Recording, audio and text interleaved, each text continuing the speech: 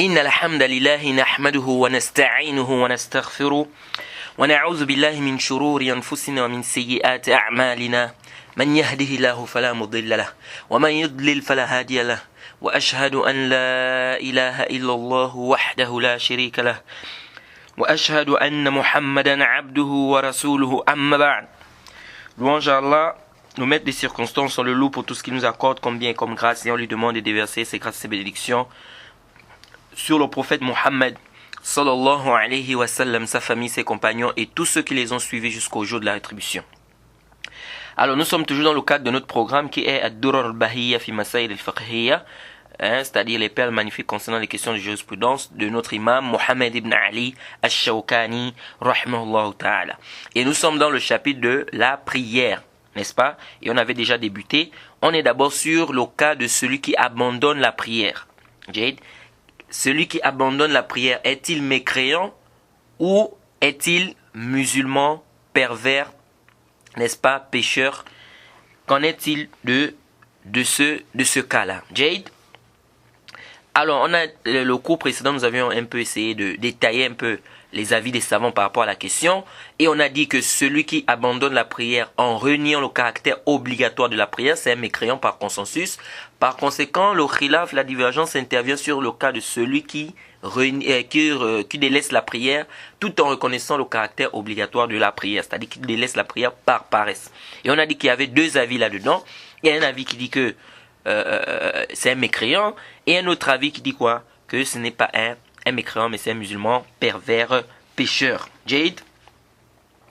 Alors, je demande beaucoup votre attention parce que cette masse à la housse, c'est-à-dire ce sujet-là, c'est un rapport avec la croyance. C'est un rapport avec la croyance, et tout ce qu'on va dire ici, ça ne vient pas de ma propre tête. C'est des lectures, c'est des choses que des machères, des savants ont eu à dire dans des livres. Jade? Donc je dis bien Arju an tantabihu. Je demande vraiment votre attention, et je n'ai jamais détaillé cette mas'ala avec autant de détails, ni dans un cours en public, ni dans un cours en privé. Est-ce que vous voyez? Mais ce qui m'a amené à faire ce détail, c'est quoi? C'est le shan shanaidan qu'on entend avec beaucoup des étudiants. Oh, il y a un ijma. Oh, tel savant est moudji. Oh non, le cheikh al-Albani comme ça. Oh, le cheikh Rabi' comme ça. Vous voyez, comme me disait un frère, il me dit quoi? Tu viens nous dire que celui qui abandonne la prière paraît, c'est pas un mécréant chez nous? Il dit, mais on peut te taper. On peut te taper. Vous voyez, d'autres peuvent même te faire sortir de l'islam comme ça, comme la blague. Est-ce que vous voyez? Le Cheikh Fawzan, il dit que toi tu viens de dire que non, il est musulman. Le Cheikh Ibn Al-Saymin a dit, le Cheikh Ibn Baz a dit, toi tu viens de dire qu'il est musulman. C'est grave. Je lui ai dit, mais ça c'est le jahl, ça. Ça c'est l'ignorance. Ça c'est l'ignorance. Et aussi dans certains livres qui traitent de la question, ou certaines personnes aujourd'hui qui traitent de la question, ils ne montrent pas très bien les arguments du camp adverse. Est-ce que vous voyez? Donc ce qui fait que la mas'ala, elle n'est pas très bien éclaircie auprès de quoi? Auprès de beaucoup des étudiants. Et surtout, le public francophone. Surtout le public francophone. Jade? Alors tout d'abord, on a dit que les savants sont unanimes que celui qui ne reconnaît pas l'obligatoire ou qui renie le caractère obligatoire, n'est-ce pas, de la prière, c'est un mécréant. Et aussi, celui qu'on dit soit tu pries, soit on te tue, il choisit qu'on le tue, ça c'est un mécréant. Ça c'est un mécréant. C'est-à-dire quelqu'un vient lui dire soit on te tue, soit tu pries. Lui choisit qu'on le tue. Il voit bien comment on est en train d'aiguiser l'épée devant lui bien. On dit soit tu pries, soit on te tue. Et lui il dit non, je préfère que vous me tuiez, je ne prie pas. Ça c'est un kafir. Jade? Ça c'est un mécréant. C'est clair ici que c'est un mécréant, n'est-ce pas? Et l'acte là qui vient de poser nous prouve clairement ce qui est dans son cœur. Car on ne peut pas concevoir que quelqu'un accepte de mourir. Préfère mourir avec le mal qu'il y a dans ça, bien le mal qu'il peut retrouver dans ça, lorsqu'on va le tuer, et la facilité qu'il y a dans la prière, Donc au lieu de faire la prière, lui il préfère qu'on le tue parce que la prière combien de minutes? Au trop tu vas pas aller jusqu'à 10 minutes. Donc lui il préfère qu'on le tue. Nous disons ici, ça prouve clairement que celui-là c'est un kafir, c'est un mécréant. On ne peut pas dire que celui-là était musulman. C'est pourquoi le Cheikh Al-Albani, rahimahullah, il le dit dans le silsilat al-sahiha. Et il n'est pas le seul. Le Cheikh Al-Islam Ibn Taymiyyah également le dit. Avant lui, dans le Majmu' al-Fatawa. Il dit quelqu'un qui tue un prophète, par exemple. Ah, c'est le Cheikh Al-Islam qui dit. Il dit quelqu'un qui tue un prophète. Et il dit je crois en lui. On dit tu sais que c'est un prophète. Il dit oui, je sais que c'est un prophète, je crois en lui, mais je le tue. Il dit c'est pas possible que celui-là soit un musulman. Ça c'est un mécréant. Parce que l'acte qu'il pose là nous montre clairement ce qui est dans son cœur. C'est la même chose pour celui qui jette le Coran dans les toilettes. On dit je sais que c'est le Coran. Il dit oui, je sais que c'est le Coran, mais je jette ça là-bas dans les toilettes. Il jette dans les toilettes. Ou bien dans la poubelle. On dit mais tu sais que... Il dit oui, je sais que c'est le Coran, mais je jette.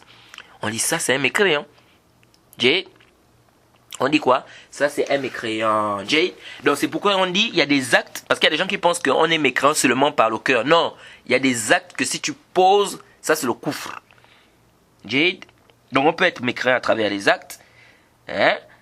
C'est pas à travers juste les quoi? À travers juste quoi? Le cœur. Et le Cheikh Fawzan, hafizahullah, il a beaucoup détaillé ça dans plusieurs de ses livres. Le Cheikh Salih Fawzan, dans plusieurs de ses livres, il détaille clairement ça. Que le kufr, on peut faire le kufr par des actes, on peut faire le kufr par le cœur, on peut faire le kufr par quoi? Par la parole. Donc ça c'est du kufr. Quelqu'un lui dit tu pries, on te tue, il dit je préfère que vous me tuiez, je ne prie pas. Ça c'est le kufr. Ça c'est pas musulman. Comme l'a dit le Cheikh Al-Islam Ibn Taymiyyah et le Cheikh Al-Albani, rahimahumullah.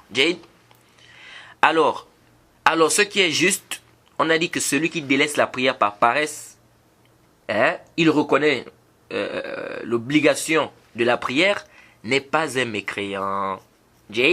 Et quant à l'avis qui dit qu'il est mécréant, ça c'est un avis qui est marjouh. C'est pas un avis qui est juste. Et ici, comme je vous l'ai dit, je demande votre attention, car je vais vous citer ici des textes clairs qui montrent clairement que celui qui abandonne la prière par paresse est musulman. Et en même temps, je vais réfuter les paroles que certaines personnes apportent par rapport à ces preuves-là pour les rejeter. Et je demande à ceux qui suivent leur passion de mettre d'abord leur passion à côté. Parce que là, ça va être ilmi. Ça va être un débat ici basé sur des preuves. C'est-à-dire ça va être scientifique ici. Donc celui qui a appris un avis parce qu'il est convaincu des preuves, il n'y a pas de problème. Mais celui qui suit sa passion, qu'il mette d'abord sa passion à côté. Alors je commence d'abord par le hadith du Bitaqa. Le hadith du Bitaqa. C'est-à-dire que celui qui avait, quand on est venu, on a apporté quoi? La carte. Le hadith du propriétaire de la carte, comme on dit Sahib al-Bitaqa. Ce hadith est rapporté par l'imam Ahmed. Et ce hadith, on nous dit quoi dans ce hadith? Le prophète Mohammed sallallahu alayhi wa sallam nous dit dans ce hadith, Inna Allah azza wa jalla. Le hadith d'Abdullah ibn Amr ibn As. Le hadith dans le Musnad de l'imam Ahmed. Il aussi a été rapporté par Ibn Majah, Ibn Hibban et Ibn Tirmizi. Il dit ceci, le prophète Mohammed sallallahu alayhi wa sallam dit Inna Allah يستخلص رجلا من أمتي على رؤوس الخلائق يوم القيامة فينشر عليه 99 سجلة كل سجل مد البصر ثم يقول أتنكر من هذا شيئا قال لا يا رب فيقول ألك عذر أو حسنة قال لا يا رب فيقول بلى إن لك عندنا حسنة واحدة لا ظلم اليوم عليك فتخرج له بطاقة فيها أشهد أن لا إله إلا الله وأن محمدا عبده ورسوله. جيد. Alors, on a un hadith de quelqu'un, le prophète Mohammed dit que Yawm al-Qiyamah, Allah fera venir une personne. Et on va lui faire sortir 99 registres de péché. 99 registres de péché. au point où ces 99 registres de péché là sont tellement longs que ça termine où, au moment où, à l'endroit où la vue s'arrête. Jade. Et Allah subhanahu wa ta'ala va lui demander, est-ce que tu renies quelque chose qui est à l'intérieur? Et il va dire, oh non mon Seigneur. Allah va lui demander, est-ce que tu as une excuse ou est-ce que tu as une bonne action? C'est-à-dire qui peut t'aider, qui peut te sauver? Il va dire, non, oh Allah. Jade. Et Allah subhanahu wa ta'ala va dire, si tu as bel et bien une bonne action auprès de nous. Pas d'injustice sur toi aujourd'hui. Pas d'injustice sur toi aujourd'hui. On lui fera sortir une carte où il est inscrit, j'atteste qu'il n'y a aucune divinité vraie qui mérite l'adoration en dehors d'Allah et que Mohammed est son serviteur et son messager. Jade. Et donc, on mettra cette carte-là sur un côté de la balance, les 99 registres sur un autre côté de la balance, et là, le côté où il y aura la carte, où il y a l'attestation de foi, ça pèsera plus que quoi? Que le côté où il y a les 99 registres de péché. Jade. Alors ce hadith, c'est un hadith authentique. Contrairement à ceux qui ont voulu rendre ça, faible. C'est un hadith qui est authentifié par l'imam al-Hakim, wa al-Zahabi, wa al-Sheikh al-Albani, le Sheikh Rabi', le Sheikh Muqbil et bien d'autres savants. Jade. C'est un hadith authentique. L'imam Ahmed rapporte ça dans son musnad, il dit حدثنا إبراهيم ibn إسحاق الطالقاني حدثنا ابن مبارك عن ليث بن سعد حدثنا عامر بن يحيى عن عبد الرحمن الحبلي قال سمعت عبد الله ابن عمرو بن عاص يقول. جيد. l'imam Ahmed, le cheikh Ahmed Shakir, il a dit isnaduhu sahih. Jade. Il a dit que sa chaîne de transmission est une chaîne de transmission authentique. Jade. Et ce hadith a été rapporté de Layth ibn Sa'd par un grand groupe de rapporteurs. Parmi eux, Abdullah ibn Mubarak, ibn Abi Maryam, Yunus ibn Muhammad, Yahya ibn Abdullah ibn Bukayr, Abdullah ibn Salih, Katib al-Layth. Jade. Certains ont prétendu, ils ont dit que Layth ibn Sa'd tafarrada bihadha al-hadith. Il est le seul qui a rapporté ce hadith. Wa hadha laysa bis-sahih. قد تابعه ابن لهيعة. Ibn Lahi'a aussi a rapporté ce hadith dans la version de Ahmed. Et qui a rapporté de Ibn Lahi'a, c'est Qutayba. Qutayba, parce que c'est que Ibn Lahi'a, il a eu des problèmes de mémorisation lorsque ses livres se sont brûlés. Lorsque ses livres se sont brûlés en Égypte, il a eu des problèmes de mémorisation et donc il commençait à s'embrouiller avec les hadiths. Mais les savants ont pris quoi? Ont pris les hadiths que il y a des rapporteurs qui ont rapporté de lui avant qu'il ne commence à s'embrouiller, comme Qutayba ici. Il a pris de lui avant qu'il ne commence à s'embrouiller. Et dans la version de Ibn Lahi'a, il y a une erreur qui s'est glissée. Et l'erreur, c'est au niveau des rapporteurs. C'est pourquoi le Cheikh Al-Albani dit que Ibn Lahi'a, il a un problème de mémorisation. On craint, n'est-ce pas, que dans la chaîne de transmission, il a voulu dire Amir ibn Yahya, mais il a dit Amr ibn Yahya. Est-ce que vous suivez? Si vous voyez bien la chaîne de transmission de ceux qui ont rapporté, j'ai cité qui? Pardon, je disais que la chaîne de transmission, la chaîne de transmission de Ibn Lahi'a, il y a un rapporteur qui s'appelle Amir ibn Yahya. Donc, lui, il a dit Amr ibn Yahya. Ibn Lahi'a, il a dit quoi? Amr ibn Yahya. Au lieu de Amir ibn Yahya. Le Cheikh Abba, il dit, je crains qu'il s'est trompé, il voulait dire Amir ibn Yahya. Il a dit quoi? Il a dit Amr ibn Yahya. Il dit c'est ça. Soit c'est ça, ou soit ça doit être une erreur au niveau de quoi? De l'imprimante. C'est-à-dire, lorsqu'on a fait quoi? L'imprimante de quoi? Du hadith. La personne sait sûrement, il y a eu sûrement une erreur. Et ça, c'est ce qui est apparent.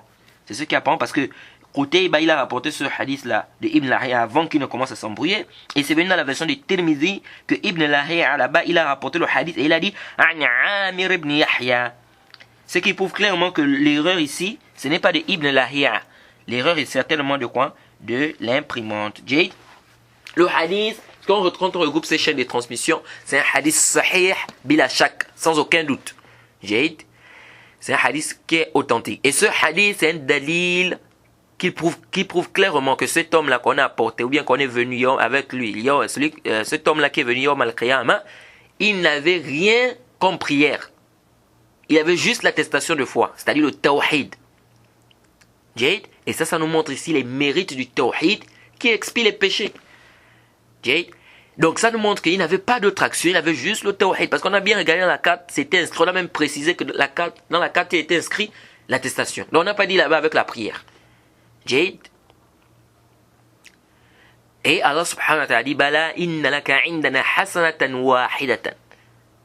Hasanatan wahida. Et ici, nous avons une parole claire où le prophète Mohammed sallallahu alayhi wa sallam, il dit clairement qu'Allah subhanahu wa ta'ala a dit quoi? Il a dit tu as auprès de nous quoi? Indana hasanatan, inna laka indana hasanatan wahidatan. C'est-à-dire tu as au moins une seule action auprès de nous. Une seule ici. Hasanatan wahidatan. Donc ici ça montre clairement que il n'avait pas quoi? Il n'avait pas la prière avec lui. Et dans une version c'est venu inna laka indana hasanat.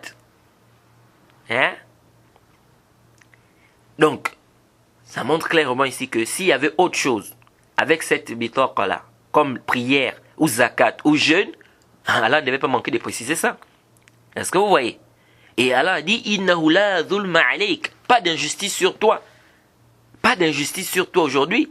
Donc ça prouve clairement que s'il y avait autre action, comme la prière, la zakat, le jeûne, le prophète, ou bien Allah subhanahu wa ta'ala devait spécifier cela. Est-ce que vous voyez? Et dans une autre version, Allah a dit Hasana wahida, comme on a cité. Donc c'est clair qu'il n'avait qu'une bonne action, une seule bonne action. Il n'avait que ça. Quand il a dit, tu as au moins auprès de nous une bonne action. Donc s'il avait fait la prière, le jeûne, Allah devait laisser ça et ne pas citer ça? Non. C'est pourquoi lorsque vous lisez la parole d'Ibn Hibban concernant ce hadith, vous voyez très bien qu'il explique qu'il n'avait pas de hasanat si ce n'est cette carte. ومن القواعد الأصول العمل بالنص الصريح أو ظاهر. Et parmi les règles des fondements de la jurisprudence islamique, on doit travailler avec un texte qui est clair ou qui est apparent. Est-ce que vous voyez? Et cette carte, toutes les versions du hadith nous prouvent clairement qu'il n'y avait rien d'autre avec l'attestation. Toutes les versions du hadith. Ça nous prouve clairement que sur la carte, parce que le hadith a fait le tafsil. Le hadith nous détaille même qu'est-ce qui était sur la carte. Donc, ce hadith nous prouve clairement qu'il n'y avait rien d'autre en dehors de l'attestation. Donc, pas de prière, pas de jeûne, pas de zakat. C'est pourquoi même, il s'est étonné. C'est comme s'il se disait que maintenant, cette carte-là, qu'est-ce que ça pourra faire devant moi? Ça ne pourra rien faire. Il s'est étonné. Donc, quand celui-là a vu la carte, il a dit, mais comment ça? Avec tous les péchés que j'ai fait là, qu'est-ce que cette carte-là pourra faire? Vous voyez, parce qu'effectivement, il n'y avait que ça il y avait que l'attestation de foi ici, donc le tawhid. Maintenant, certains répondent à ce hadith par des choses qui ne tiennent pas du tout. Pour prouver que cet homme-là, il avait quand même d'autres actions en dehors de ce qui était cité ici, comme par exemple la prière. Et ici, je tiens à rappeler un point qui est essentiel et important. Une personne qui croit, il dit l'islam c'est la vérité. Il reconnaît que l'islam c'est la vérité. Mais on lui demande d'attester, il dit je n'atteste pas. Ça c'est un kafir. Ça ne suffit pas. Il ne suffit pas de dire que l'islam c'est vrai, ou il ne suffit pas de croire plutôt que l'islam c'est vrai, et puis tu refuses d'attester. Il faut attester. Donc quelqu'un qui dit l'islam est vrai, oui, il reconnaît que l'islam c'est la vérité. Mais quand on lui demande de rentrer dans l'islam d'attester, il dit je ne rentre pas. Ça c'est un kafir, c'est pas un musulman. Donc ici l'autre débat c'est celui qui a attesté, qui reconnaît que l'islam est vrai. Il a le tawhid. Mais qui ne fait pas quoi? Qui ne prie pas, ou bien qui ne fait pas la zakat, ou bien qui ne donne pas le jeûne. Qui ne fait pas le jeûne, pardon. Est-ce que c'est un musulman, oui ou non? Donc je disais tantôt qu'il y a des gens qui ont apporté des choses pour venir rejeter ce hadith-là. Et donc je veux ici me charger d'apporter certaines paroles que certaines personnes apportent par rapport à ce hadith, n'est-ce pas? Les choses les plus répandues et les plus fortes. Et nous allons essayer de répondre à tout cela un par un, Inch'Allah. Alors, premièrement, certains disent que qui parmi les salafs s'est argumenté de ce hadith pour dire que celui qui abandonne la prière par paresse n'est pas kafir. Et parfois, quand tu vois certains étudiants, ça dit venir avec de telles choses, tu te demandes que, mais est-ce que les gens lisent même? Ibn al-Qayyim a rappelé dans son livre As-Salat wa Hukm Tarikiha, parmi les salafs. Il a rappelé les salafs, parce qu'il a rappelé cette mas'ala-là. Il a ramené les salafs qui se sont argumentés de ce hadith. Il a amené par exemple Saïd ibn Musayyib, il a amené Zuhri, Omar ibn Abdelaziz et bien d'autres. Donc, quant au fait de dire que les compagnons étaient tous d'accord, parce qu'il y en a qui s'appuient aussi sur ça. Donc déjà, ici on a les salafs, déjà parmi les tabi'in, qui se sont argumentés de ce hadith pour prouver que celui qui abandonne la prière n'est pas kafr. Donc c'est pas un truc que certains savants amené de leur tête. Et quant au fait de dire que tous les compagnons étaient tous d'accord que celui qui abandonne la prière, il est kafr, haza khata wa ghalat. Ça c'est une erreur. Et le cheikh Rabi' Hafizahullah ibn Hadi al-Madkhali, il a bien détaillé que ce consensus-là ne tient pas. Et on en reviendra lorsqu'on ramènera les arguments de ceux qui disent que celui qui abandonne la prière est kafr. On en reparlera, Inch'Allah. Parce que le cheikh Rabi', il a un livre qu'il a écrit, où il a essayé un peu de faire un rad au haddadiyya qu'il a nommé Al-Maqalat al-Athariyya fi rad ala shubhat wa tashribat al-haddadiyya. Et ça c'est un très bon livre, je vous conseille vraiment d'acheter ça, de lire, surtout ceux qui lisent un peu l'arabe. C'est un très bon livre. Le cheikh Rabi' il a bien détaillé beaucoup de points là-bas concernant le fait de délaisser les actes apparents, amal jawarih, le fait de délaisser la prière et tout. Il a apporté un peu plusieurs éclaircissements par rapport à ça. Et il a détaillé cette question-là en disant que il n'y a pas de consensus entre les compagnons que celui qui abandonne la prière est kafr. Il n'y a pas de consensus parce que le asar qui est venu là-dedans, c'est un asar à problème. Alors, deuxièmement, on en reviendra, Inch'Allah. Deuxièmement, certains disent cet homme était vraiment sincère. Cela veut dire qu'il a au moins prié. Car on ne peut pas concevoir ou c'est pas possible qu'il soit réellement sincère et qu'il ne prie pas. Donc il a au moins prié. Car la sincérité, le tawhid doit t'amener à prier. Est-ce que vous suivez? Donc il dit ça, c'est évident. Nous disons que ça c'est étonnant ça. Notre débat ici, c'est est-ce que cet homme-là, c'est-à-dire l'homme de la carte, il est venu avec une autre chose que l'attestation de foi? Apporter la preuve, apporter le dalil. Au lieu d'apporter la preuve à ce que vous dites, vous rejetez le texte par une prétention selon laquelle il n'est pas possible qu'il ait le tawhid et qu'il ne prie pas. Mais cette prétention que vous apportez là, le hadith ne nous dit pas ça. Le hadith nous prouve le contraire, car le hadith ne cite nulle part, dans aucune version, qu'il priait. Donc votre prétention a besoin de preuves. Comment pouvez-vous prendre votre prétention comme étant une preuve alors que c'est même votre prétention là qui a besoin de preuves? Et le texte est clair, qu'il n'a rien à part l'attestation, c'est-à-dire le tawhid. Le texte est plus que clair. On a bien apporté le bitor, la carte, et il s'est bien inscrit sur l'attestation de foi. On n'a pas ajouté à l'intérieur la prière. Jade, vous avez dit quoi? Les anges ont oublié d'inscrire la prière. Les anges qui inscrivent les actions, les bonnes actions, ils ont oublié d'inscrire qu'ils faisaient la prière. Certains disent, on ne peut pas affirmer qu'il n'a rien comme action, en dehors de l'attestation. Au contraire, on a une version où Allah dit, Bala inna laka indana hasanat. Que Allah subhanahu wa ta'ala dit, tu as auprès de nous des biens. Il dit des biens. Donc ça montre qu'il avait plusieurs actions, c'est pas seulement ça. Nous disons cette version là-bas, Fihi Kalam. Cette version qui dit que tu as auprès de nous des biens, c'est une version qui a des problèmes. Certains savants disent que c'est une version qui est shadha. C'est-à-dire c'est une version qui est marginale, qui est daif. Mais même si c'est authentique, tout d'abord c'est clair qu'il avait qu'une bonne action. Ça, il y a une version qui est claire là-dessus, qui dit très bien que tu as auprès de nous une bonne action. Et on a une version qui éclaircit même cette bonne action.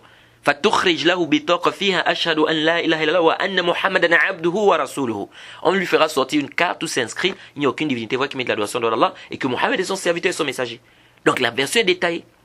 Le texte est clair. Que c'est juste ce qui était inscrit sur la carte, rien d'autre. Sinon cela devait être mentionné.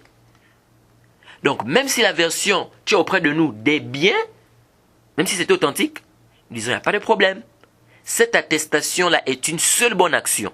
Et vous savez qu'Allah subhanahu wa ta'ala multiplie la bonne action. C'est-à-dire une seule bonne action, Allah peut multiplier ça.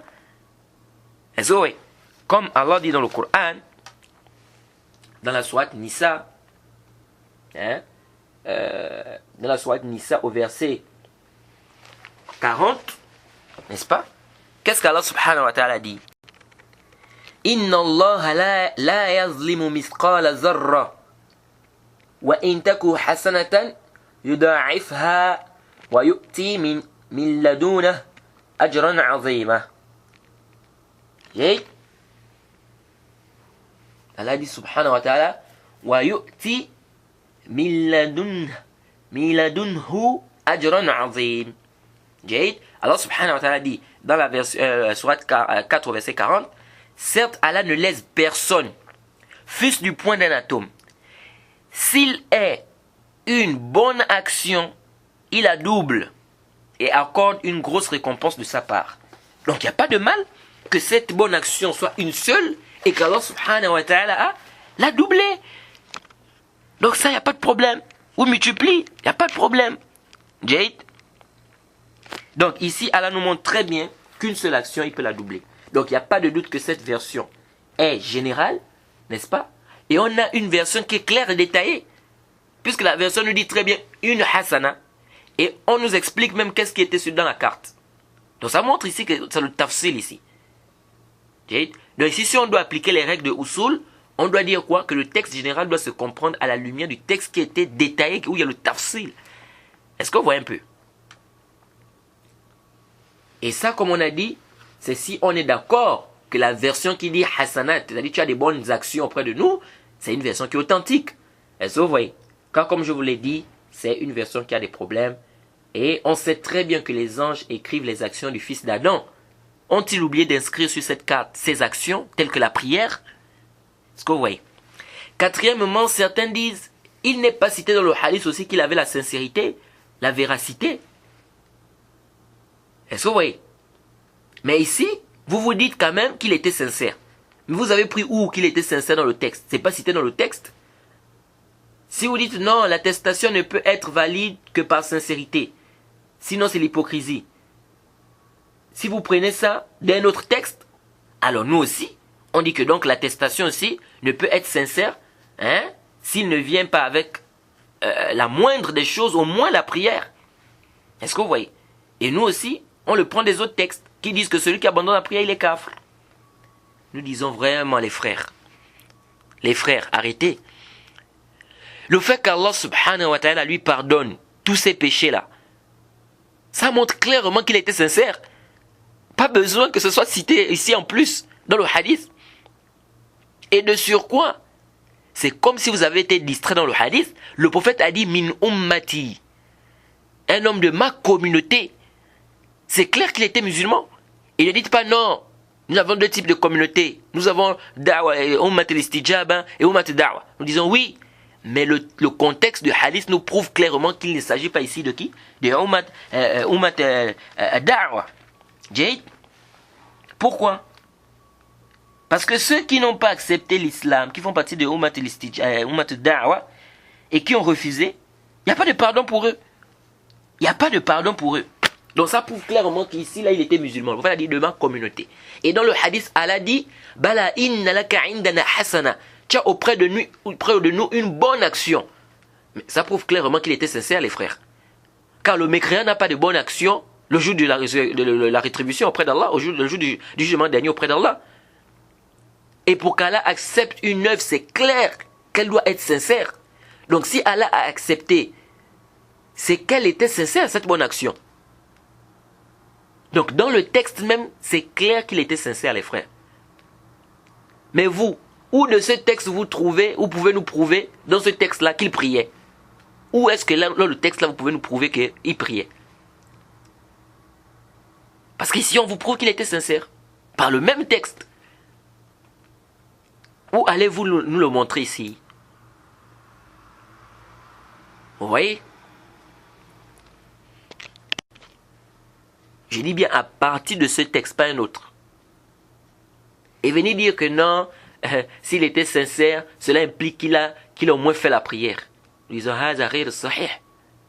car le texte est très clair, qu'il n'avait que l'attestation, qui était sincère, comme on l'a détaillé. Donc, Parce que vous pensez que les textes qui disent que celui qui abandonne la prière a mécru sont clairs. Vous pensez que c'est clair? Ah, mais on verra ça, Inch'Allah, plus tard. Jade. Et dire que c'est pas possible qu'il ait le tawhid et ne prie pas, on dit non. Vous savez que la mas'ala, c'est une mas'ala où il y a divergence. Celui qui abandonne la prière, est-ce qu'il est mécréant ou il n'est pas mécréant? Vous savez bien que c'est une divergence. Donc ce que vous dites là, qui n'est pas concevable, les autres savants ont trouvé que c'est concevable. Puisqu'ils ont dit que quelqu'un peut avoir le tawhid et il abandonne la prière, il n'est pas kafir, pas paresse. Donc ça veut dire que ce que vous trouvez que c'est inconcevable, les autres savants ont trouvé que c'est concevable. Et en plus, vous avez pris cette parole là où? C'est-à-dire qu'il est inconcevable qu'il ait le tawhid et ne prie pas. C'est dans le hadith là. Et dans quel hadith? C'est dans quel hadith? C'est-à-dire, ici vous rejetez ce que le hadith n'a pas rendu inconcevable et vous rendez inconcevable ce qui n'est pas dans le hadith. Je ne comprends pas. Vous rejetez le hadith. Vous rejetez ce que le hadith n'a pas rendu inconcevable et vous rendez inconcevable ce qui n'est pas dans le hadith. Et j'insiste, ici qu'on parle de quelqu'un qui a attesté qu'il est musulman, hein, mais qui par paresse délaisse la prière. Pas quelqu'un qui réunit le caractère obligatoire de la prière. Celui-là, c'est un mécréant par consensus. Jade. Cinquièmement. Et puis cette parole-là même de dire que quelqu'un ne peut pas avoir le tawhid, et puis il ne prie pas, ça là, ça ne passe pas. Parce que la même chose aussi, on peut vous retourner la chose. Il y a des savants qui ont dit que celui qui laisse la zakat, qui abandonne la zakat, il est kafir. Il est mécréant. Jade. Alors si vous dites par exemple que celui qui abandonne la zakat n'est pas mécréant, on peut aussi vous dire la même chose. Qu'il n'est pas possible que quelqu'un ait le tawhid avec ce qui est venu comme mu'aïd shadid sur celui qui abandonne la zakat, qui sera châtié pendant un jour dont la durée est quoi? De 50 000 ans. Avec tout ce qui est venu comme châtiment, tout ce qui est venu même quand on doit le combattre. S'il refuse de donner la zakat, etc. Mais quelqu'un peut aussi dire que mais c'est pas concevable que quelqu'un ait le tawhid. Et avec tous ces noussous là qui parlent de la zakat, qui parlent du châtiment et tout ça, mais il ne donne pas la zakat et il est musulman. On peut aussi vous dire la même chose, que c'est pas possible qu'il ait le tawhid et ne donne pas la zakat. Mais on voit que ça ne tient pas. Ça ne tient pas. Jade. Alors, cinquièmement, je vais peut-être terminer par cela concernant ce hadith de Bitaqa. Certains disent, ce hadith concerne quelqu'un qui faisait des péchés. Puis il a testé en étant sincère. Et il est mort sur ça, sans avoir fait le tawbah. C'est-à-dire, il faisait des péchés. Ensuite, il a testé. Il est mort là, comme ça, sans avoir fait le tawbah. Le repentir. Le tawbah, c'est-à-dire le repentir. Et on dit même que c'est l'explication du Cheikh al-Islam Ibn Taymiyyah concernant ce hadith. Jade. Ici, on pose la question. Cet homme-là que vous dites, qui faisait des péchés, puis il a attesté. Avant qu'il ne fasse cette attestation, il priait ou bien il ne priait pas? Si vous dites qu'il priait, et si vous dites qu'il ne priait pas, donc ça veut dire qu'il était mécréant selon votre avis. Puisque vous dites que celui qui abandonne la prière, il est kafir. Donc ça veut dire que si vous dites qu'il ne priait pas, donc ça veut dire qu'il était kafir selon votre avis. Alors s'il était kafir, puis il a attesté, qu'est-ce que cela voudrait dire? Et puis il est mort, cela voudrait dire qu'il ne devait plus avoir les 99 registres de péché. Car l'islam efface les péchés antérieurs. Et ça, vous voyez un peu. C'est-à-dire que si vous dites qu'il ne priait pas, on va dire, ok, s'il ne priait pas, ça veut dire qu'il était kafir chez vous. Alors s'il était kafir, ça veut dire que quand il a attesté, il est devenu musulman. Et alors s'il devient musulman, ça veut dire qu'il ne devait plus avoir les 99 registres de péché là. Et ça, vous voyez. Mais le texte nous montre qu'il avait toujours les 99 registres de péché là. Donc cela prouve clairement qu'il n'était pas mécréant avant de dire cette attestation. Est-ce que vous voyez? Vous êtes donc obligé de dire qu'il était musulman ici, pécheur. Jade. Or chez vous, celui qui délaisse la prière, il est mécréant. Alors, si vous dites qu'il était musulman pécheur, nous posons la question. Où est donc passé ces prières? Parce que vous allez dire, vous êtes obligé de dire que avant qu'il n'atteste, soit il priait, soit vous allez dire qu'il ne priait pas. S'il ne priait pas, c'est que c'est un mécréant. Alors s'il a testé, tous ces 99 registres de péché là devaient être effacés. Jade. Si vous dites non, il priait, nous disons ok, s'il priait, où est donc passé ces prières là? On n'a pas pesé ça avec son attestation. On a juste pesé l'attestation. Donc, cela montre clairement que l'explication du hadith que vous apportez, ça ne tient pas. Ça ne tient pas. Et d'autres disent même ils disent même pire. Ils disent, il a attesté et il n'a pas eu le temps de faire des bonnes actions. On dit, mais attendez. Il n'a pas eu le temps de faire des bonnes actions, mais il a eu quand même le temps de faire 99 registres des péchés. Il a quand même eu le temps de faire 99 registres des péchés. Subhanallah. Oui. Donc l'explication que vous apportez par rapport au hadith, cette explication-là, quand on regarde, ça ne tient pas. C'est pourquoi beaucoup de savants ont rejeté cette explication du hadith. C'est-à-dire cette manière d'expliquer quoi, le hadith, pour justifier que celui qui abandonne la prière n'est pas grave, ça ne passe pas. Okay? Parmi les preuves aussi que j'estime les plus claires, ou bien que j'estime même la plus claire sur le sujet, et qui devrait normalement trancher le débat, le hadith du shafa'a, le hadith de l'intercession, qui a été rapporté par Abu Sa'id al-Khudri et Abu Huraira. Le hadith est rapporté par l'imam Bukhari et Muslim. Jade, hadith, il est rapporté par l'imam Bukhari et Muslim. Je vais vous montrer, ou bien je vais vous lire ici ce hadith, et vous allez voir que le hadith, il est clair sur la question. Arju an tantabihu. Je demande vraiment votre attention ici concernant ce hadith. Le hadith d'Abu Sa'id al-Khudri. Il dit que Yawm al-Qiyamah, les croyants qui seront au paradis vont dire à Allah subhanahu wa ta'ala, oh Allah,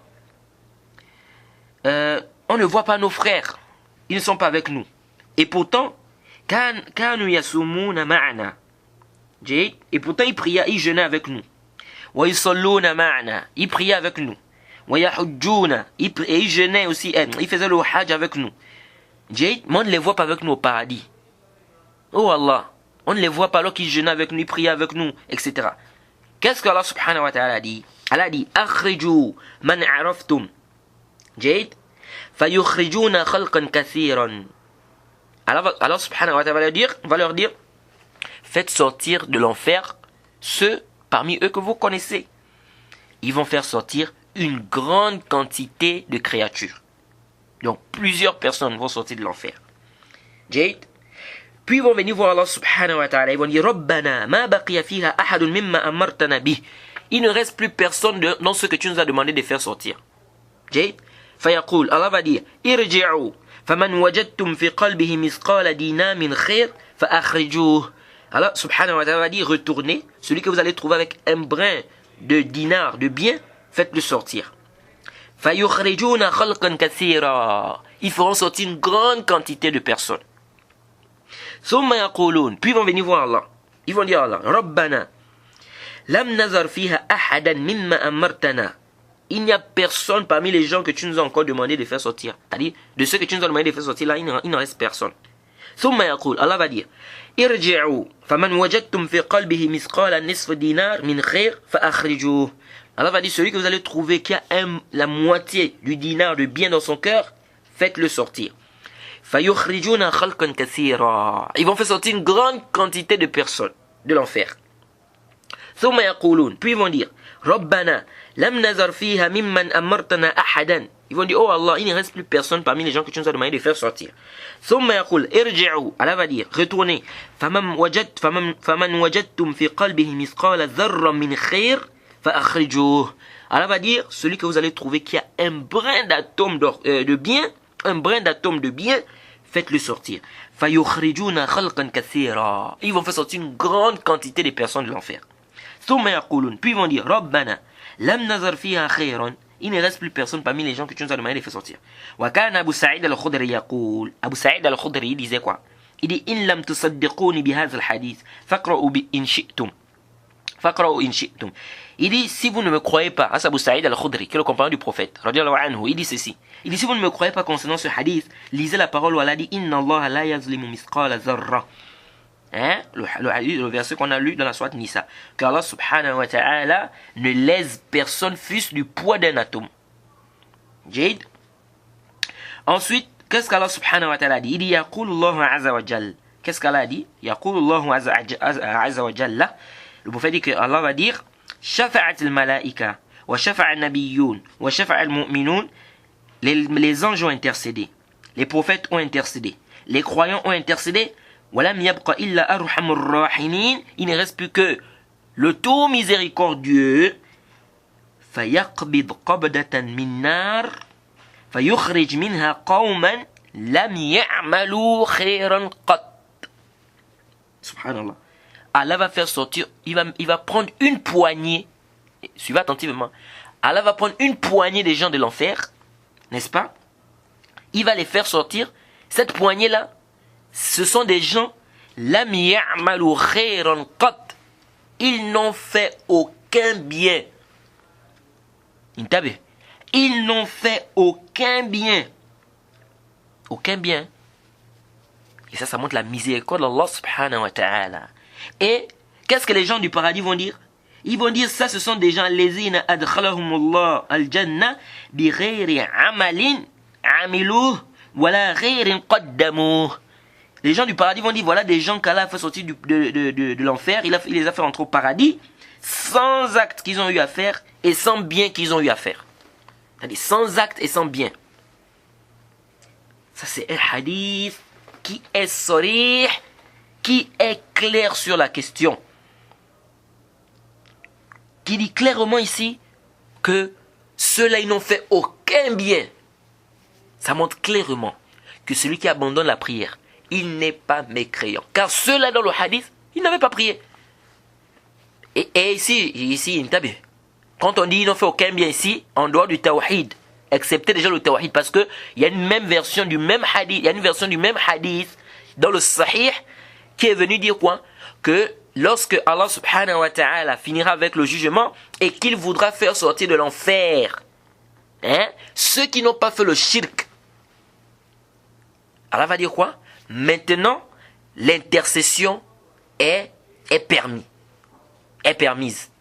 Maintenant, l'intercession est permise. Donc, cela nous prouve aisément ici que ceux-là qui vont sortir là, qu'on a dit ils n'ont fait aucun bien, excepté déjà le tawhid.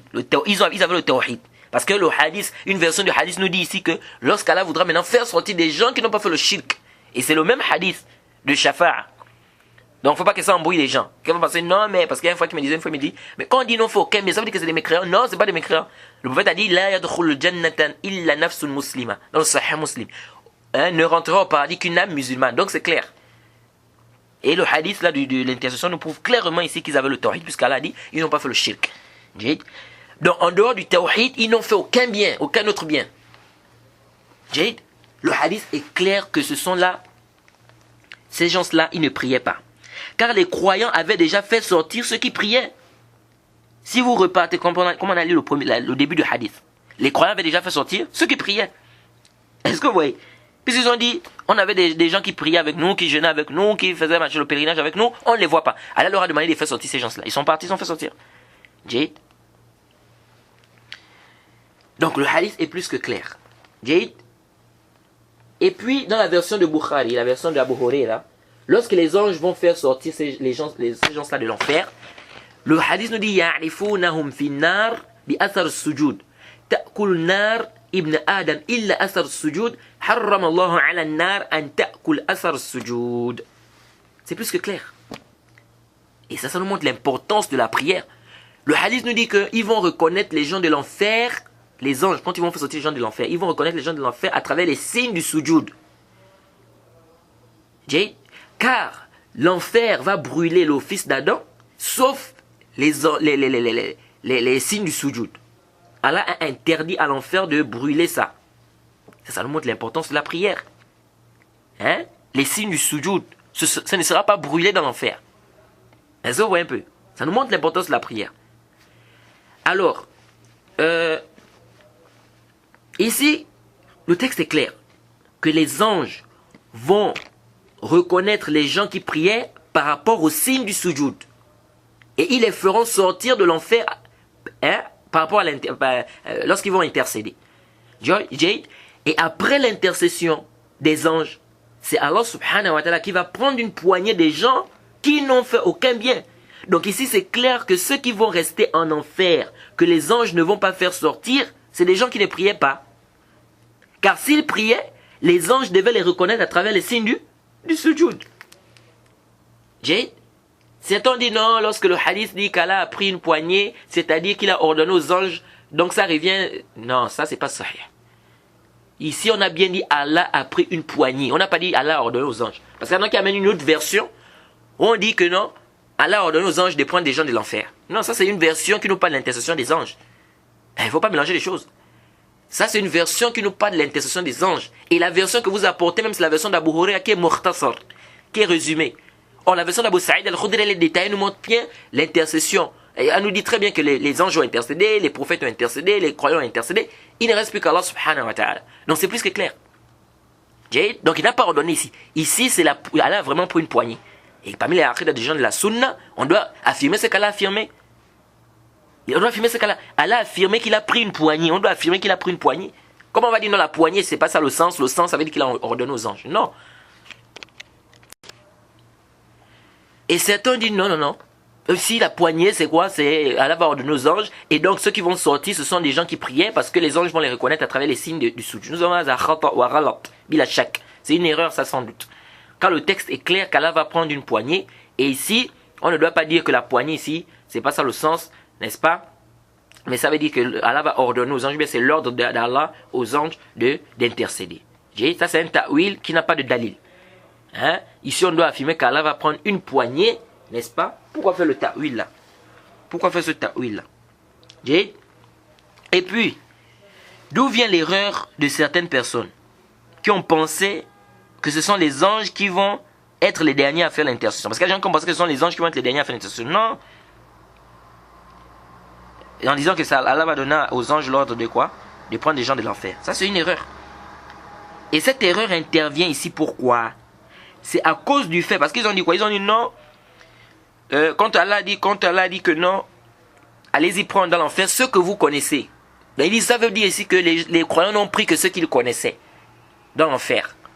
Et donc, peut-être il y avait des autres personnes qui restaient dans l'enfer, mais que les croyants ne connaissaient pas, qui priaient. On dit non. Puisque les anges ici vont prendre les gens de l'enfer, ils vont les reconnaître à travers les signes du sujoud. Donc cela est plus que clair. Que ceux que les anges ne vont pas prendre, qui vont rester en enfer, ils ne priaient pas. Ça veut dire parce qu'ils ne les ont pas reconnus avec les signes du sujoud. Sinon, ils devaient les faire sortir. Et l'erreur ici intervient à quel niveau concernant cette question-là? C'est parce que ici on n'a pas pris en compte un principe parmi les principes des gens des hadiths, qui est de regrouper les versions du hadith. Et ici on se rend compte que la version qu'ils ont pris, où on pensait que les gens sont les derniers à faire sortir les gens de l'enfer, c'est la version d'Abu Huraira. Et cette version elle est résumée. Elle ne te parle que de l'intercession des anges. Alors comment peut-on dire que ce sont les derniers? Or, la version d'Abu Saïd al-Khudri est plus détaillée, et nous parle de l'intercession des anges, des prophètes, des croyants, et enfin, des gens qu'Allah va faire sortir, qu'il va prendre, qu'il va faire sortir de l'enfer. Donc, la version d'Abu Huraira est une version qui a été résumée, et c'est le même hadith, c'est le même hadith. Et celle d'Abu Saïd est quoi? Elle est bien détaillée. Donc, il faut regrouper les versions et les comprendre. Et les textes sont clairs. Que c'est Allah lui-même qui va prendre une poignée, pas qu'il va ordonner aux anges de faire sortir des gens de l'enfer. Car Allah subhanahu wa ta'ala, l'ordre d'Allah subhanahu wa ta'ala aux anges de faire sortir des gens de l'enfer, c'est passé depuis. Et le texte dit, Lam ya'malu khayran qat, ils n'ont fait aucun bien. Nakira fi siyaq nafi. Tufid al-umum. Parmi ce qui est muqarrar 'inda al-usuliyin, chez les gens des usul, les savants des fondements de la jurisprudence islamique, ils disent quoi? Ils disent que lorsque nous avons une négation, lorsque nous avions, un indéfini, ou un mot qui est indéfini, qui vient dans un contexte de négation, cela implique la généralité. C'est-à-dire, on a dit aucun bien. Et le mot qat en arabe, c'est un ta'kid. C'est-à-dire, c'est comme si tu veux, en fait, comment dirais-je ça? Insister dans ce que tu dis. Et ça montre quoi? Ça refuse ici une interprétation qui n'est pas dans le hadith. C'est comme lorsqu'Allah a dit dans le Coran wa kallama Allahu Musa taklima, dans la sourate Nisa verset 164. Et Allah a effectivement parlé à Moïse taklima. Effectivement, les savants se sont appuyés sur ça, n'est-ce pas, pour prouver clairement qu'ici il s'agit de la parole réellement. C'est-à-dire Allah a parlé à Moussa dans son sens réel. Contrairement à ceux qui ont voulu dire que non, ici c'est pas la parole. Donc ici c'est pareil. Quand on dit le mot qat, lam ya'malu khayran qat, le mot qat nous prouve ici que c'est vraiment ça le sens. Jay, c'est comme si tu disais par exemple à quelqu'un, je l'ai frappé. Tu dis, je l'ai frappé. C'est-à-dire pour... Bon, ici, quand tu dis je l'ai frappé, on peut interpréter ça. Tu l'as frappé, qu'est-ce que ça veut dire? Mais pour confirmer ou bien pour insister dans ce que tu es en train de dire, pour montrer que ce que tu as fait, c'est quelque chose de réel, qu'est-ce que tu peux dire? Tu peux dire je l'ai vraiment frappé. Alors là, si tu insistes de cette manière, ça montre ici que c'est le sens réel qui est voulu ici. Quand tu dis je l'ai vraiment frappé, quand tu ajoutes vraiment là, ça nous montre ici que tu es en train d'insister sur le mot frapper pour nous montrer que c'est ça son sens réel. C'est comme ça ici, quand elle a dit lorsque le prophète dit ici plutôt il ne faut aucun bien, le qat là, ça vient quoi? Ça vient montrer, prouver le sens. Jade. Alors, certains se sont appuyés sur la parole de Ibn Khuzayma dans son livre Kitab al-Tawhid. Jade, où il dit ici, quand on dit ils n'ont fait aucun bien, c'est-à-dire complet, c'est-à-dire ils n'ont fait aucun bien complet. Il cadre dans la langue arabe, on peut dire ça. Par exemple, si tu prends des gens, par exemple, pour venir débrousser, Jade, ils viennent, mais ils ne font pas bien le travail. Ou ils commencent, mais ne terminent pas. C'est-à-dire ils ont commencé à débrousser, mais ils n'ont pas terminé. Toi, tu viens, tu peux venir dire, vraiment, vous n'avez rien fait là. Quand tu arrives comme ça, tu vois qu'ils n'ont pas terminé le travail, par exemple. Tu viens, tu dis vraiment, vous n'avez rien fait. Est-ce qu'en réalité, ils n'ont rien fait? Non, ils ont quand même fait quelque chose. Mais qu'est-ce que tu veux dire par ils n'ont rien fait? C'est-à-dire qu'ils n'ont pas terminé en fait. Ce qu'ils ont fait, c'est pas complet. C'est pourquoi tu dis, vraiment, vous n'avez rien fait encore. Vous n'avez encore rien fait là. Jade. Donc, ils disent ici, Ibn Khuzayma m'a dit que ils n'ont fait aucun bien. Ça ne veut pas dire que réellement ils n'ont fait aucun bien, mais ça veut plutôt dire qu'ils n'ont fait aucun bien, c'est-à-dire complet. Et ils ajoutent ça avec la parole du Cheikh Ibn Uthaymin, rahimahullah, sur le hadith, sur le fait de délaisser la prière. Parce qu'ils disent quoi? Ils disent qu'on a posé la question au Cheikh Ibn Uthaymin concernant ce hadith. On lui a dit, mais il y a des hadiths qui disent que celui qui abandonne la prière est kafr. Et on a le hadith de l'intercession qui dit qu'on va faire sortir les gens de l'enfer qui n'ont fait aucun bien. Le Cheikh Ibn Uthaymin a dit, il n'y a pas de contradiction dans ça. Ils ont dit, le Cheikh Ibn Uthaymin a dit, rahimahullah, il a dit, le hadith qui nous parle de l'intercession, c'est un hadith qui est général. Et le hadith qui nous dit que celui qui abandonne la prière est kafr, c'est un hadith qui est restreint, qui est spécifique. Jade. Donc on va restreindre le texte général, c'est-à-dire ils n'ont fait aucun bien sauf la prière. C'est ce que le Cheikh veut dire en fait. Ils n'ont fait aucun bien sauf la prière. Il dit il n'y a pas de contradiction ici. Donc quand on dit ils n'ont fait aucun bien, ça c'est général. Et on accepte la prière, sauf la prière. Jade. Tout d'abord, les deux paroles ne peuvent pas aller ensemble. Car Ibn Khuzayma, rahimahullah, il a compris du texte, lorsque le prophète a dit qu'ils n'ont fait aucun bien, il a compris de là, c'est-à-dire qu'ils n'ont fait aucun bien complet. Mais on dirait que le Cheikh Ibn Uthaymin, il n'a pas compris ça. Pourquoi? Car lui, il dit que le texte qui dit qu'ils n'ont fait aucun bien, c'est général, c'est-à-dire c'est vraiment ça le sens, ils n'ont fait aucun bien. Sauf que le Cheikh Ibn Uthaymin, il accepte quelque chose, il dit sauf la prière.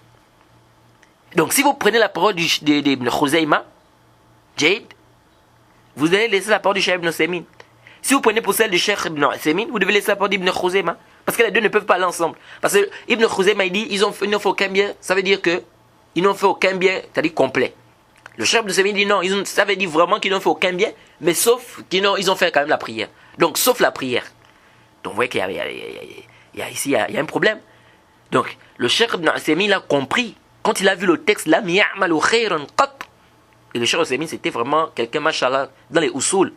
Il a vu que quand on dit lam ya'malu khayran qat, c'est-à-dire on ne peut pas comprendre ça autrement que son sens apparent. C'est-à-dire ici, ils n'ont fait aucun bien, réellement, ils n'ont fait aucun bien. C'est quand il a vu le qat, il a dit non, on peut pas comprendre ça autrement. Mais sauf que le Cheikh Uthaymin a fait quoi? Il a accepté la prière. Jade. Alors commençons par la parole du Cheikh Ibn Khuzayma, de l'imam Ibn Khuzayma, rahimahullah. Car beaucoup d'étudiants maintenant s'argumentent de ça pour venir dire que le hadith du shafa'a de l'intercession, ce sont des gens qui priaient. Ils viennent avec cette parole-là. Et récemment, j'ai discuté avec un étudiant, il me disait ça, oui, mais il y en a qui ont dit que non, le hadith, en fait, ici, là, ça ne veut pas dire qu'ils n'avaient réellement pas fait de bien, ils avaient quand même fait des biens, etc. Alors nous disons, dire que c'est ça le sens de la parole, lam ya'malu khayran qat, c'est-à-dire qu'ils n'ont fait aucun bien, c'est-à-dire complet, nous disons haza khata'un bila shak. Ça c'est une erreur sans doute. C'est une erreur. Pourquoi ça? Et je vous explique là où il y a l'erreur. Et comme je vous dis ici, Ce sont des savants qui ont dit ça. Hein, c'est pas des trucs que je viens avec qui viennent de ma propre tête. Kama taqarrara fil usul. Comme il a été détaillé, comme c'est venu dans les fondements de la jurisprudence islamique. إذا احتمل اللفظ الحقيقة والمجاز يجب حمله على الحقيقة إلا إذا تعذر. Les savants des usul, des fondements de la jurisprudence islamique te disent quoi? Ils te disent, lorsqu'on a un terme qui peut se comprendre de deux façons, c'est-à-dire, on peut comprendre ce texte-là dans son sens réel, comme on peut le comprendre dans son sens autre que le sens réel. Jade, pas ici, je ne veux pas dire le sens figuré, parce que on a déjà détaillé dans plusieurs de nos cours qu'il n'y a pas de sens figuré, ni dans la langue arabe, ni dans le Coran, ni dans la Sunna. Jade. Et il y a des savants de langue arabe qui disent clairement qu'il n'y a pas de sens figuré dans la langue arabe. On avait déjà fait allusion à ça dans l'un de nos cours. Bref, je reviens ici pour dire, si dans un texte, nous avons un mot, on peut comprendre ce mot dans son sens premier ou dans son sens réel, et on peut le comprendre dans son sens second. Qu'est-ce qu'on dit ici? On dit qu'il est obligatoire de le comprendre dans son sens premier ou dans son sens réel, sauf si c'est impossible de le comprendre dans ce sens-là. Là, on va dans le sens second. Là, on va dans le sens second. Donc, revenons à notre sujet. Nous ne refusons pas que les Arabes peuvent utiliser l'infirmation, et ils veulent par là une infirmation partielle. Mais nous disons aussi que les Arabes aussi utilisent l'infirmation, et ils veulent par là l'infirmation totale. Est-ce que vous voyez? Et que si vous voulez déplacer le mot de son sens premier ou réel, il faut des preuves claires qui montrent qu'on doit le déplacer de son sens réel. Des preuves claires. Donc ici, là, quand il a dit qu'il n'en fait aucun bien, on doit comprendre ça comme ça. Parce que les Arabes aussi, ils utilisent aussi ça pour parler de l'information qui est totale, c'est-à-dire que ce n'est pas complet. Ici, c'est réellement, ils n'ont fait aucun bien. Ici, ce n'est pas un problème complet, non, ils n'ont fait aucun bien. Et parmi les preuves, le prophète a dit dans le Musnad de l'imam Ahmed, hadith d'Abu Huraira, Anna Nabiyya sallallahu alayhi wa sallam qala, concernant l'homme qui a demandé à ses enfants de le brûler après sa mort. Jade, le prophète a dit, Lam ya'mal khayran qat illa tawhid. Hadith authentique. Il n'a fait aucun bien sauf le tawhid. Jade, ici pourquoi le prophète a-t-il accepté le tawhid? C'est tout simplement parce que le sens qui est voulu par il n'a fait aucun bien, c'est le sens réel. C'est le sens réel. Il n'a rien fait. Et ça prouve même que s'il y avait une exception, ce dalil-là prouve même que s'il y avait une exception dans notre hadith de l'intercession, concernant la prière, le prophète devait le dire. Le prophète devait dire dans le hadith de l'intercession qu'ils n'ont fait aucun bien sauf la prière. Et certains ont même pris ce texte-là du Musnad l'imam Ahmed et bien d'autres pour prouver que la législation a utilisé le terme Lam ya'malu khayran qat, c'est-à-dire ils n'ont fait aucun bien. La législation utilise ce terme-là, mais malgré ça, ça ajoute des œuvres. Comme ici, on a dit sauf le tawhid. Comme le hadith d'Abu Bakr, où Allah a dit Hal amilta khayran qat. Il a demandé à une personne, est-ce que tu as déjà fait un bien? Tu as fait un seul bien dans ta vie? Et il va dire non, sauf que j'étais indulgent envers les gens dans l'achat et la vente.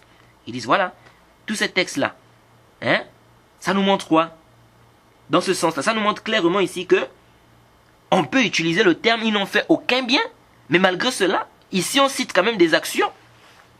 On cite quand même des actions malgré qu'on a dit ils n'ont fait aucun bien. Alors, pourquoi le hadith du shafa' de l'intercession, c'est pas possible qu'il ait d'autres œuvres telles que la prière? Le mot il n'a fait aucun bien, ça a été utilisé dans la législation et on a vu qu'il y a eu des ajouts. Alors pourquoi on peut pas aussi dire que le hadith de l'intercession aussi, même s'il a dit il n'a fait aucun bien, on peut aussi avoir des ajouts? Nous disons les frères, notre débat ici ne se trouve pas dans des textes où on a accepté quelque chose. Notre débat ici c'est sur le hadith qui dit Lam ya'malu khayran qat, c'est-à-dire ils n'ont fait aucun bien. Ici il n'y a rien qui est accepté en dehors, comme on a dit, du tawhid.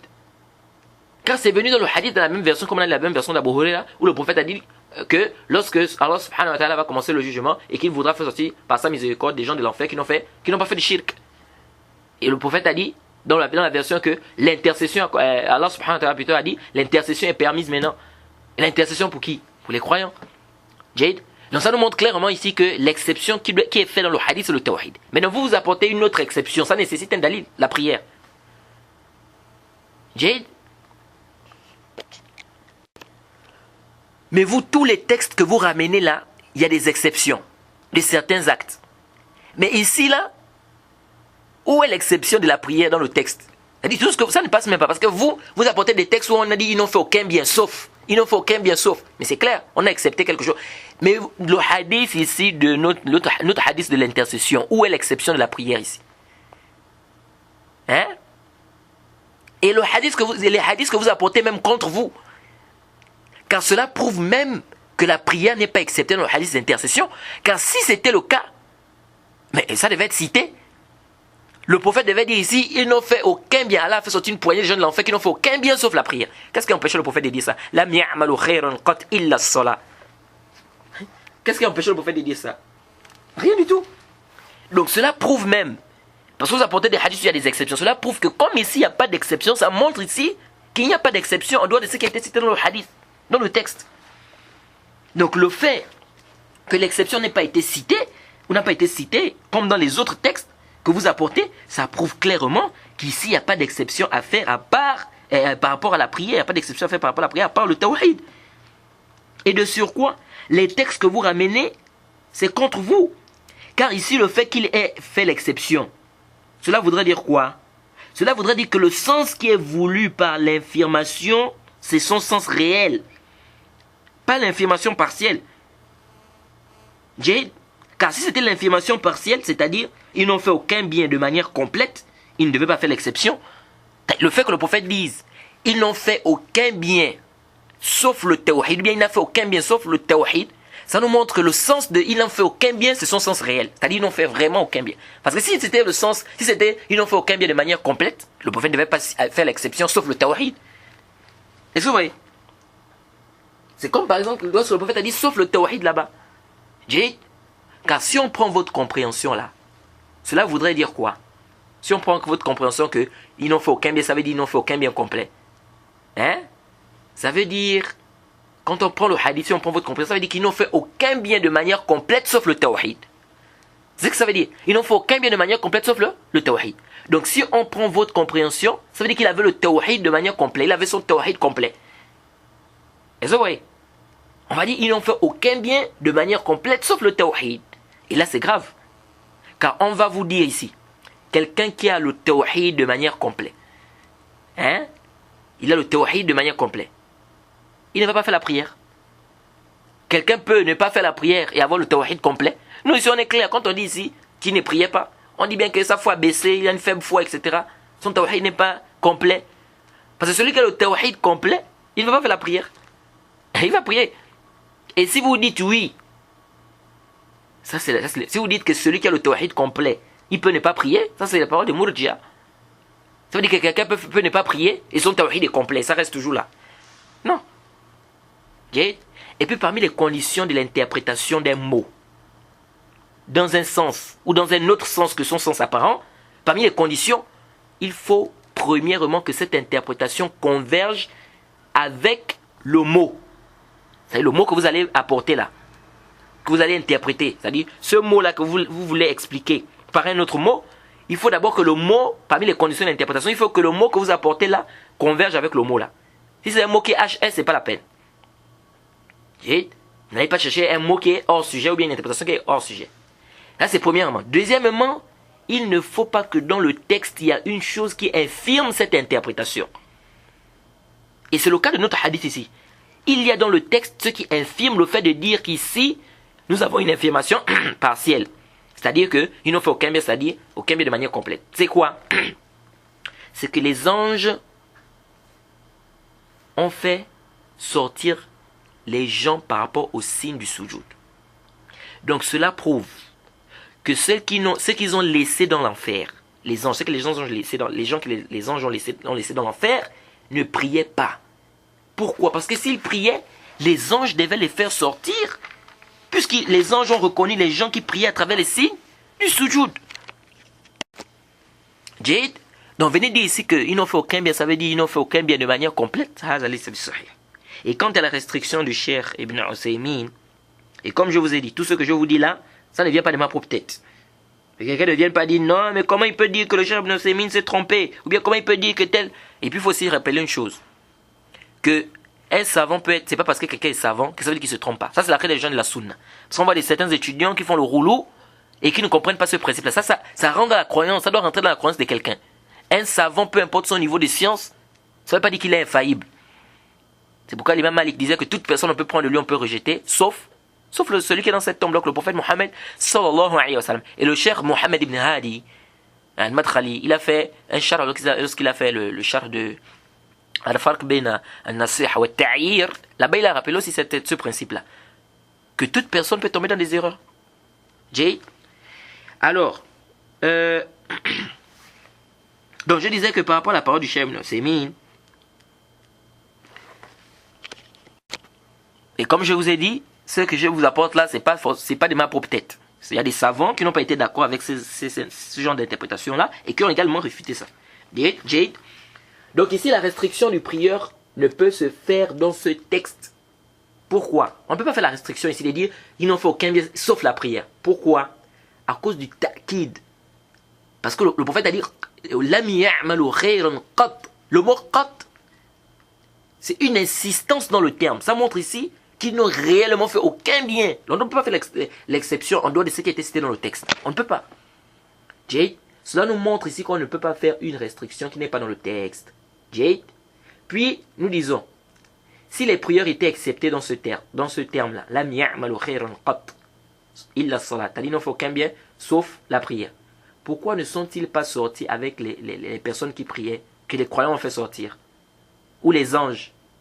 Ils devaient tous les reconnaître par rapport au signe du sujoud. Et quelqu'un ne peut pas venir dire ici, non, mais peut-être qu'ils ne priaient pas beaucoup, donc il n'y avait pas de signe. Car aujourd'hui, on entend beaucoup de choses avec les étudiants. Hein, aujourd'hui. On entend beaucoup de choses avec les étudiants. Ils disent, haza batilun. Et on va réfuter ça lorsqu'on va parler des preuves de ceux qui disent quoi? Que celui qui délaisse la prière est mécréant. Jade. Donc ça ne peut pas être contre. Ça veut dire non, peut-être il ne priait pas beaucoup, donc il n'y avait pas assez de signes. Là, le prophète Allah subhanahu wa ta'ala a été clair, qu'ils vont les reconnaître à travers les signes du sujoud. Ça veut dire qu'il priait. Jade. Parmi les preuves qu'il ramène, le hadith de celui qui avait tué 99 personnes. Et moi je dis souvent 100 en réalité, parce qu'il avait tué 100 en réalité. Jade. Alors, c'est quoi l'histoire? Le hadith d'un Bukhari Muslim en fait. Quelqu'un, il a tué 99 personnes. Il est venu voir quelqu'un, il lui a dit, est-ce que Allah peut me pardonner? La personne lui a dit non. Quoi? 99 personnes? Tu as tué 99 personnes? On ne peut pas te pardonner. Qu'est-ce qu'il a fait? Il a tué cette personne-là. Ça faisait 100. Ensuite, il est allé chez un savant, il lui a demandé, j'ai tué 100 personnes. Est-ce que Allah subhanahu wa ta'ala peut me pardonner? La personne lui a dit, mais oui, Allah pardonne tous les péchés. Allah peut te pardonner. Mais, sauf que, quand tu vas faire le tawbah, il faut que tu quittes du pays là où tu étais là. Tu vas dans une autre terre où tu vas trouver des gens là-bas qui adore Allah avec eux. Jade, il lui a dit oui, mais à condition que tu quittes là où tu as fait ce mal-là. Tu vas dans une autre terre, n'est-ce pas? Et là-bas, tu vas trouver des gens qui adorent Allah avec eux. Alors lorsque le monsieur, il est parti, en chemin, il a trouvé la mort. Il est mort. Il n'est pas arrivé dans la terre où il voulait aller, où il devait aller adorer Allah là-bas. Il est arrivé en chemin, il est mort. Et quand il est mort, les anges du châtiment sont arrivés. Les anges de la miséricorde sont arrivés. Jade. Alors les anges du châtiment ont dit Lam ya'mal khayran qat. Les anges du châtiment ont dit il n'a fait aucun bien. Jade. Et les anges de la miséricorde ont dit non. Il est venu repentant. Ça aussi c'est une bonne action. Il est venu repentant, c'est une bonne action. Jade. Et qu'est-ce qu'on a dit? On a dit ici, Allah subhanahu wa ta'ala a demandé de regarder la distance. Quelle est la distance? Il est plus proche d'où? Est-ce qu'il est plus proche de la terre où il allait adorer Allah, ou il est plus proche de la terre où il a fait le mal? Ils ont regardé, ils ont vu qu'il était plus proche de la terre où il devait aller adorer Allah subhanahu wa ta'ala. Et donc les anges de la miséricorde l'ont pris. Jade, le hadith dans le Bukhari est muslim. Jade. Ils disent quoi? Donc le fait de dire qu'il n'a fait aucun bien ici, ou qu'il n'en faut bien aucun bien, ça ne veut pas dire, Jade, le sens ne veut pas dire qu'ils n'ont réellement rien fait. Pourquoi? Parce qu'ils disent ici, là, on a dit aussi pour celui-là qui n'a fait aucun bien. Et pourtant, les anges de la miséricorde ont reconnu qu'il avait quand même fait un bien. Qui était quoi? Qu'il s'est repenti et il a marché même. pour aller dans la terre pour vouloir adorer Allah subhanahu wa ta'ala. Alors nous disons, tout ça c'est des complications pour rien. Notre débat c'est sur le hadith du shafa', de l'intercession. Vous faites une exception qui ne figure pas dans le texte. Par contre, les hadiths que vous nous ramenez, l'exception figure. L'exception figure. Puis ce que vous dites aussi c'est batil. C'est-à-dire même ce que vous dites là c'est batil. Pourquoi? Car ici lorsque les anges du châtiment ont dit cela, ils voulaient le sens réel. C'est-à-dire qu'il n'a fait aucun bien. C'est ça le sens ici. Et ici quand les anges parce que qu'est-ce que vous voulez nous faire comprendre? C'est comme si vous voulez nous faire comprendre qu'ici, les anges, quand ils ont dit les anges du châtiment, quand ils ont dit il n'a fait aucun bien, ils ne voulaient pas par là aucun bien réellement. Pourquoi? Parce que les anges de la miséricorde ont attesté quoi? Qu'il avait quand même fait des bonnes actions. Nous disons non. Nous disons, quand les anges du châtiment ont dit il n'a fait aucun bien, ce qu'il voulait dire ici, c'est aucun bien réellement. Pourquoi? Mais ici, pourquoi vous nous expliquez pas? Pourquoi vous ne nous expliquez pas ici qu'est-ce que les anges du châtiment voulaient dire clairement par il ne faut aucun bien? Parce qu'on sait très bien que les anges ne mentent pas. Donc ici, ils n'ont pas quand même menti. Et vous ne voyez pas qu'il y a un semblant de contradiction ici? Les anges du châtiment disent il n'a fait aucun bien. Les anges de la miséricorde disent si, il a fait le tauba. Vous voyez pas qu'il y a un semblant de contradiction? Nous disons ici, il n'y a pas de contradiction. Car les anges du châtiment, lorsqu'ils ont dit ça, ils ne voulaient par là que... Ils ne voulaient pas dire par là que l'œuvre n'est pas complète. Non. Que l'œuvre n'est pas complète plutôt. Non. Ils voulaient l'information réelle. Qu'ils n'avaient pas d'œuvre. Ils n'avaient fait aucune œuvre de bien. Mais quelle œuvre? C'est ça le problème. Et pour comprendre ça, revenons au texte. Qu'est-ce que le alim, qu'est-ce que le savant a dit à cet homme-là? Il lui a dit, va dans cette terre, tu trouveras des gens qui adorent Allah avec eux. Intabi. Or, il n'est pas arrivé dans cette terre-là. Il est mort en chemin. Donc les anges du châtiment, lorsqu'ils ont dit, il n'a fait aucun bien, c'est-à-dire il n'a fait aucun bien dans ce qu'on lui a ordonné de faire. C'est-à-dire l'adoration qu'on lui a demandé d'aller faire dans la terre où les gens adoraient Allah. Puisqu'il est mort en chemin. Donc ici, il n'y a pas de contradiction dans ce que les deux groupes des anges ont eu à dire.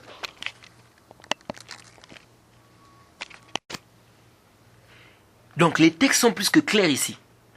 Donc ça ne vous aide pas, ce texte-là ne vous aide pas. Parce que ce qui était voulu ici, les anges du châtiment, quand ils ont dit non, il n'a fait aucun bien, ce qui était voulu, c'était son sens réel. C'est-à-dire il n'a fait aucun bien dans ce qu'on lui a demandé d'aller faire.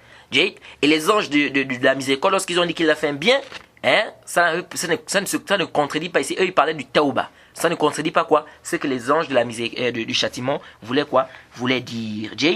Donc de là, on voit aisément ici que ce que vous apportez comme réfutation ici ne tient pas. Ça ne tient pas. Et ici je rappelle bien que quand on est en train de dire que celui qui abandonne la prière n'est pas kafir, par paresse, celui qui abandonne la prière par paresse n'est pas kafir, on n'est pas en train d'encourager les gens à délaisser la prière. Non, loin de là. Parce qu'il y a des gens qui viennent aujourd'hui, comme une fois qui me disaient non, quand on dit ça c'est encourager les gens à faire la prière. Je dis ça c'est une parole qui est nulle. On ne peut même pas prendre ça. Ici nous devons quoi? Nous baser sur les sources, les dalils. S'il y a les dalils, on travaille avec les dalils. Et non de dire que non, si on prend cet avis-là, c'est encourager les gens. Non. Parce qu'on peut aussi renvoyer la chose. Je dis, mais on peut aussi vous renvoyer la chose. On peut aussi dire la zakat. Les savants divergent sur la zakat, non? Il y a des savants qui disent qu'il est kafir et des savants qui disent qu'il n'est pas kafir. Et ça, il n'y a même pas de doute que celui qui a abandonné la zakat n'est pas kafir. Parce qu'on a un texte clair dans le Sahih Muslim qui nous prouve qu'il n'est pas kafir. On en parlera, Inch'Allah. Donc, si on dit ça, dire que celui qui a abandonné la zakat, il n'est pas kafir, ça veut dire qu'on encourage les gens à abandonner la zakat. Ça va ramener la même chose. C'est que toi tu dis que celui qui abandonne la zakat n'est pas kafir, non? Oui. Quand toi tu dis ça, ça veut dire que tu encourages les gens à abandonner la zakat? Non. Celui qui abandonne le jeûne, ou bien celui qui abandonne le pèlerinage, tu dis qu'il est kafir ou bien il n'est pas kafir? Tu dis qu'il n'est pas kafir. Donc ça veut dire que tu encourages les gens à abandonner ça? Non. Est-ce que vous voyez? Le zina. Si on vient nous poser, je l'ai dit, j'ai dit au frère qui m'attend, mon frère. Le zina, si quelqu'un vient te poser la question que le zina, ça rend kafir, qu'est-ce que tu vas dire? Tu dis le zina ne rend pas kafir, mais c'est un péché. Mais quand tu dis le zina ne rend pas kafir, ça veut dire que tu encourages les gens à faire le zina. Que le zina ne rend pas quelqu'un kafir, sauf s'il rend ça halal. Quelqu'un qui boit le vin, tu dis non, boire le vin, ça ne fait pas sortir de l'islam. Tu es toujours musulman. Ça veut dire que quand tu dis ça, ça veut dire que tu encourages les gens à boire le vin. Mais enfin, ouais, que ça ne tient pas. Il venir dire que non, venir dire qu'il n'est pas kafr, ça veut dire que non, on va encourager les gens à délaisser la prière, donc on ne va pas prendre cet avis. Non, on ne va pas prendre cet avis avec les dalils. C'est à cause des dalils, c'est pas parce que on s'est encouragé les gens, non. Parce que si on prend ça, mais il y a beaucoup de choses dans l'islam on peut appliquer cette parole, ce principe-là. Dans beaucoup de choses dans l'islam, on va dire que non, il ne faut pas dire ça parce que ça encourage les gens. Donc, on ne doit plus dire que le zina ne rend pas kafr, on ne doit plus dire que le vin ne rend pas kafr. C'est quoi ça? Est-ce que vous voyez? Donc ici, venir dire que, prendre cet avis-là, dire que celui qui abandonne la prière n'est pas kafr, ça encourage les gens à délaisser la prière. Et j'ai dit au contraire même, cette parole, ou bien cet avis-là, ça nous montre plutôt ici l'importance du tawhid. Que le musulman doit faire des efforts d'apprendre son tawhid, d'appliquer, et il doit donner plus d'importance au tawhid. Pourquoi?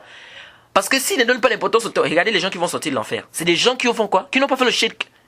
Pour bénéficier de cette grâce, il faut que tu sois quelqu'un qui ne faisait pas le shirk. Parce que si tu as annulé ton tawhid, c'est plus la peine. Donc ça nous montre là quoi?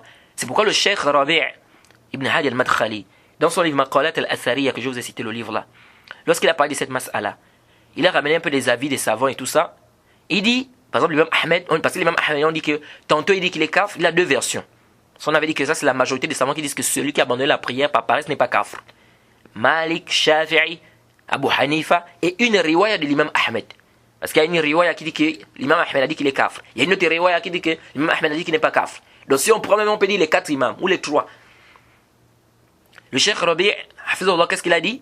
Il dit, ici là, quand on voit les avis de l'imam Ahmed, on a l'impression que tantôt il dit que c'est kafr, tantôt il dit qu'il n'est pas kafr. Il dit c'est comme si ceux-là, ou l'imam Ahmed, ou bien ceux-là qui ont pris cet avis, quand ils ont regardé les hadiths de Shafa'a, de l'intercession, ils ont regardé les hadiths qui nous parlaient des mérites du tawhid, du fait que le tawhid efface les péchés, etc.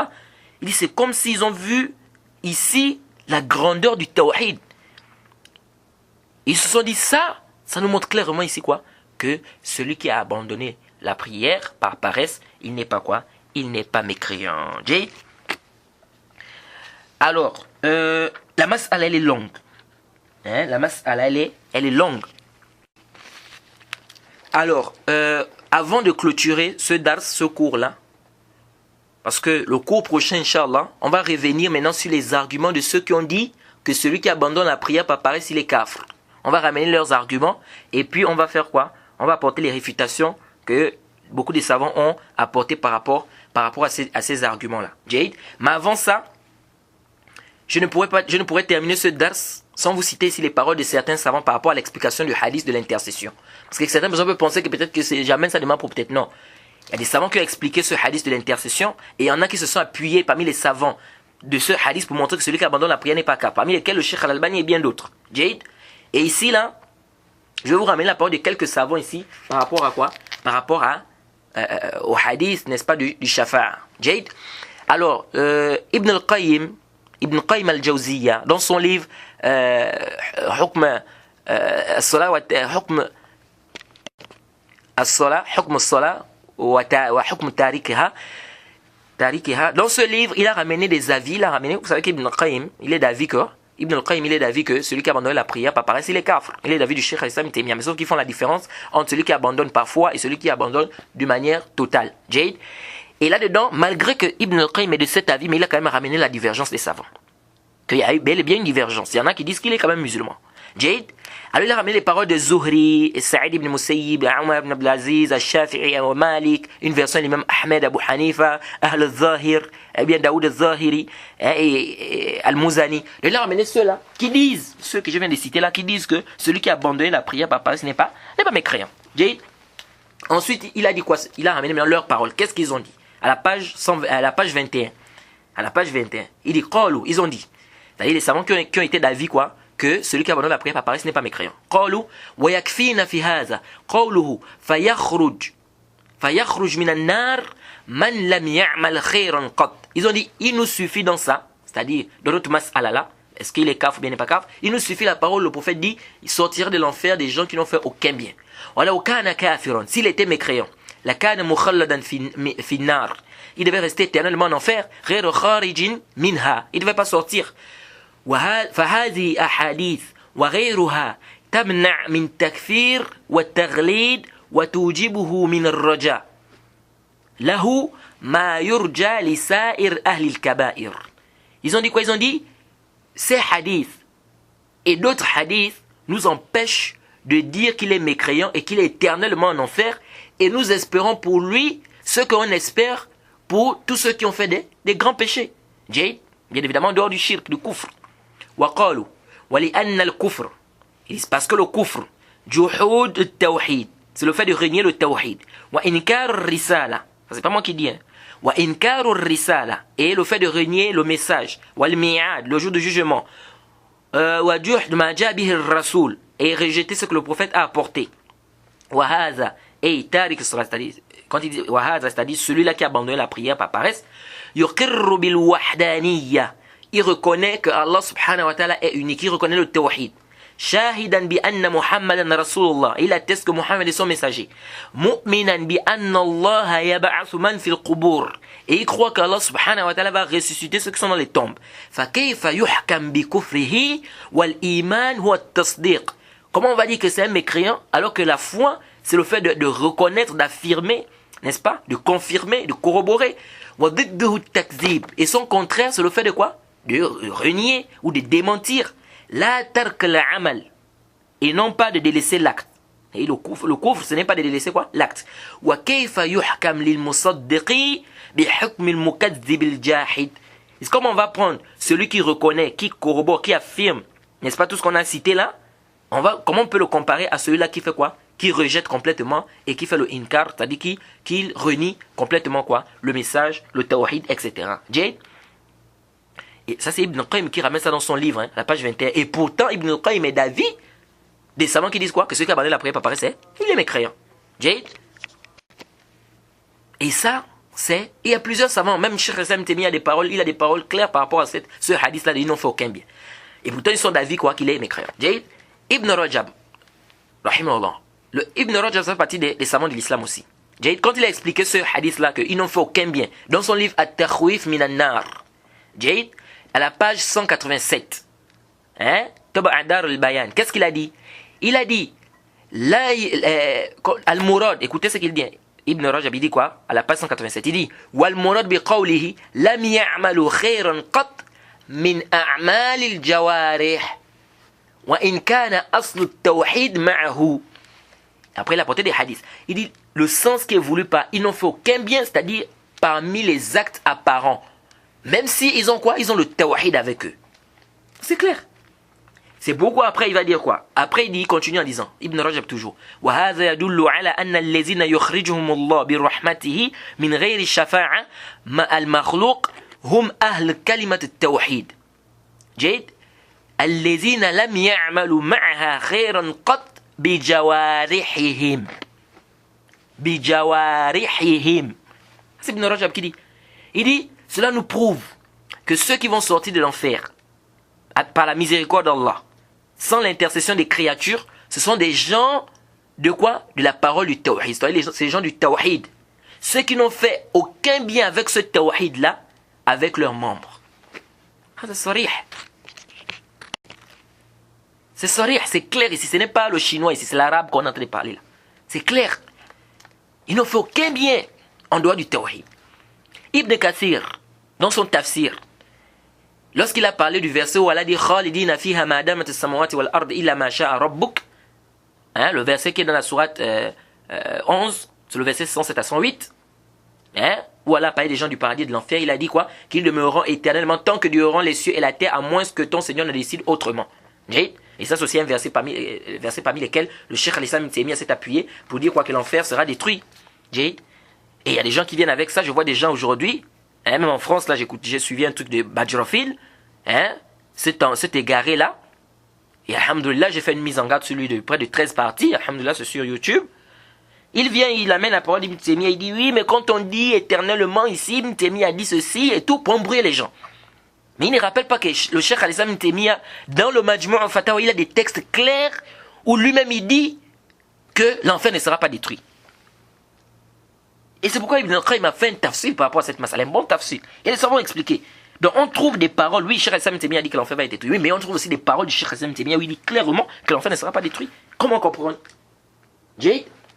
Et cet avis-là, c'est un avis qui est marjouh. L'imam As-Sana'ani, il a écrit un bon livre pour refuter cela, hein, ceux qui disent que l'enfer sera détruit. Et aussi, le Cheikh Al-Albani, il a fait le tahqiq de ce livre-là. Hein?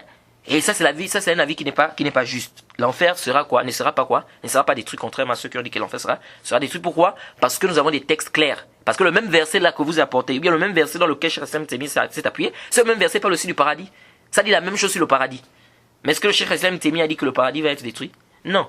Et pourtant, le même verset aussi c'est venu concernant le paradis. Et quand un hadith qui dit il va arriver un temps en enfer où les portes de l'enfer seront fermées, il n'y aura personne à l'intérieur, c'est des hadiths qui sont da'if, lam tasbout. D'autres même maudou', c'est des hadiths faux, inventés même.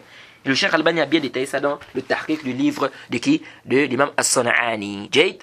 Et il y a certains savants qui ont expliqué que l'enfer là qui sera détruit, c'est l'enfer de quoi? Des pécheurs et tout, comme le Sha'ab, le Muslim al-Abad, Hafizahullah, et bien d'autres. Bref, c'est même pas d'autres mas'ala ici. Ce que je voulais juste dire, c'est que ce verset-là ne nous prouve pas, hein, que l'enfer sera quoi? Sera détruit. Jay Ibn Kathir a dit, quand il a expliqué le verset, il dit Al-istithna a'idun ala usat ahl al-tawhid mimman yukhrijuhum Allah min an-nar bi shafa'ati ash-shafi'in من الملائكة والنبيين والمؤمنين حتى يشفعون في أصحاب الكبائر ثم تأتي رحمة أرحم الراحمين فيخرج من لم يعمل خيرا قط وقال يوما من الدهر لا إله إلا الله كما وردت بذلك الأخبار الصحيحة المستفيضة عن النبي أو عن رسول الله صلى الله عليه وسلم. Puis il a cité des hadiths.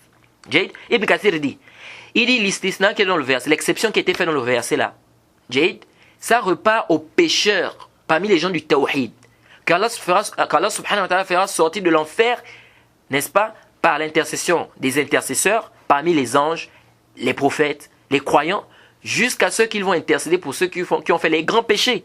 Puis viendra la miséricorde du tout miséricordieux, il fera sortir dans l'enfer ceux qui n'ont fait aucun bien et qui ont dit un jour dans leur vie La ilaha illallah, comme c'est venu dans des hadiths authentiques, hein, Mustafir, c'est-à-dire répandus. Jade. Donc ça c'est des paroles de qui? De Ibn Kathir concernant le hadith.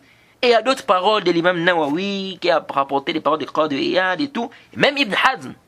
Ibn Hazm, vous savez que au niveau des Asma Sifat, Ibn Hazm avait des problèmes. Cheikh Al-Islam Temia a dit au niveau des Asma Sifat, Ibn Hazm avait des problèmes graves. Jade. Par contre, dans le bab de Iman, le Cheikh Al-Islam Temia, c'est lui-même qui dit, dans le bab de Iman, Cheikh Al-Islam Temia dit que Ibn Hazm a suivi quoi, le manhaj des gens de la Sunna concernant quoi, le chapitre de la foi, concernant le bab de la foi. Jade. Il dit dans son livre Al-Fisal, au tome 4, Ibn Hazm, il dit dans son livre Al-Fisal, au tome 4, à la page 90, il dit, lorsqu'il a parlé de ceux que Allah fera sortir de l'enfer, qui n'ont fait aucun bien, etc., il a dit, ce sont ceux que Allah fera, ce sont des gens qui n'ont fait, ou qui n'ont qu'un brin, n'est-ce pas, de sha'ir, d'orge, de bien dans leur cœur, etc. Puis, il dit un point qui est important. Il dit, ثُمَّ لَمْ يَعْمَلْ خَيْرًا قَطْ إِلَّا شَهَادَةِ الْإِسْلَامِ. J'ai tome 4 à la page 90, il dit, ce sont des gens qui n'ont fait aucun bien sauf l'attestation de l'islam. Jade. Et dans son autre livre, hein, Durra, Fima yajibu i'tiqaduhu, à la page 337, il dit quoi? Il dit, wa innama lam yakfur man taraka al-amal. Il dit, le prophète, plutôt, celui qui laisse l'acte, il n'est pas mécréant. Wa kafara man taraka al-qawl. Il dit, mais celui qui laisse la parole, c'est un mécréant. لأن رسول الله صلى الله عليه وسلم حكم بالكفر على من أبى القول. Le prophète a quoi? A jugé que celui qui laisse la parole, il est kafr. C'est-à-dire quelqu'un qui reconnaît que l'islam est vrai, mais il refuse d'attester. Ça, c'est un kafr. وإن كان عالما بصحة الإيمان بقلبه. Jade, il dit, même s'il reconnaît que l'islam est vrai dans son cœur, c'est-à-dire il reconnaît que la foi là, c'est ça, c'est la vérité, mais il refuse d'attester, ça, c'est un kafr. وحكم بخروج من النار. Le prophète a dit que va sortir de l'enfer. Liman alima biqalbihi, celui qui a su par son cœur, wa qala bilisanihi, et il a dit par sa parole, wa innama lam ya'mal khayran qat, mais il n'a fait aucun bien. Jade.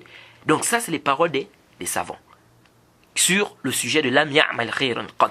Et j'insiste, ça c'est pas moi qui dis, hein, c'est des paroles des savants qui ont apporté. Et je vous dis bien, vous pouvez bien profiter sur cette mas'ala si vous lisez le livre du Cheikh Rabi' al-Maqalat al-Asariya. Vous allez bien profiter de cette mas'ala, le fait de délaisser les actes apparents là. Le Cheikh Rabi' il a bien détaillé cela. Jade. Et il y a aussi le Cheikh Khalid aussi qui a un livre aussi, Zam al-Irja, où il a aussi détaillé cette question-là. Donc, et d'ailleurs, j'ai beaucoup profité de ce livre-là. J'ai beaucoup de choses que je vous apporte ici, là. J'ai beaucoup profité de ça dans ce livre-là. Alors ici, là, il ne convient pas de dire non, celui-là Mourji. Oh non, comme ça Mourji. Il ne convient pas de le dire. Parce que la masse, elle est connue chez les savants et les savants ont détaillé cela clairement. Et comme j'insiste, j'ai dit, celui qui ne va pas rendre kafr, celui qui abandonne la prière par paresse, mais il ne va pas rendre kafr, celui qui va délaisser des œuvres qui sont moindres que ça, puisqu'il ne voit pas que celui qui laisse le hajj est kafr, il ne voit pas que celui qui laisse la zakat est kafr, il ne voit pas que celui qui laisse le siyam est kafr. On parle bien de celui-là qui reconnaît le caractère obligatoire. Quant à celui qui refuse le caractère obligatoire, ça, on a fini avec lui, c'est un kafr. Alors s'il ne fait pas le takfir de ceux-là, et il ne dit pas que celui qui abandonne la prière, il est kafr, mais c'est clair. Donc ça veut dire que pour lui, s'il a le tawhid, même s'il ne fait pas les autres piliers, il est musulman. De la masse Allah ici, elle est plus que claire, les frères. C'est pourquoi l'imam Barbahari, qu'est-ce qu'il dit dans son Sharh Sunnah? Il dit Man qala al-iman qawlun wa amalun yazid wa yanqus faqad kharaja min al-irja awwalihi wa akhirihi. Allahu Akbar. L'imam Barbahari, rahimahullah, il dit dans son livre Sharh Sunnah, il dit celui qui va dire que la foi, c'est la parole, c'est l'acte, ça augmente et ça baisse, il est sorti du irja du début à la fin. Du début à la fin. C'est pourquoi j'ai dit aux gens que beaucoup de gens ne connaissent pas en fait c'est quoi le mot irja. C'est pourquoi ils racontent souvent des choses bizarres. Donc on va s'arrêter par ici concernant ce cours. Je pense que la mas'ala, comme je vous l'ai dit, c'est une mas'ala qui est longue, il y a beaucoup de choses à dire. Le cours prochain, Inch'Allah, on va revenir sur les arguments de ceux qui ont dit que celui qui abandonne la prière, il est mécréant. Celui qui abandonne la prière par paresse, il est mécréant. Nous allons revenir sur leurs arguments. Et puis, Inch'Allah, on va essayer de voir un peu, est-ce que ces arguments-là se tiennent, oui ou non. Donc, ça va être par ici, on demande qu'Allah nous aide, qu'Allah nous facilite. Et comme on a dit ici, que les savants divergent sur la question, il y a des savants qui disent qu'il est, d'abord la majorité des savants, parmi les, si on prend les 4 imams, ils disent que celui qui abandonne la prière par paresse n'est pas mécréant, et il y a d'autres savants qui disent que il est quoi? Il est mécréant. On s'arrêter par là, on demande qu'Allah nous facilite, qu'Allah nous guide. Wa subhanaka Allahumma bihamdika ashhadu an la ilaha illa anta astaghfiruka wa atubu ilayk. Assalamu alaikum wa rahmatullahi wa barakatuh.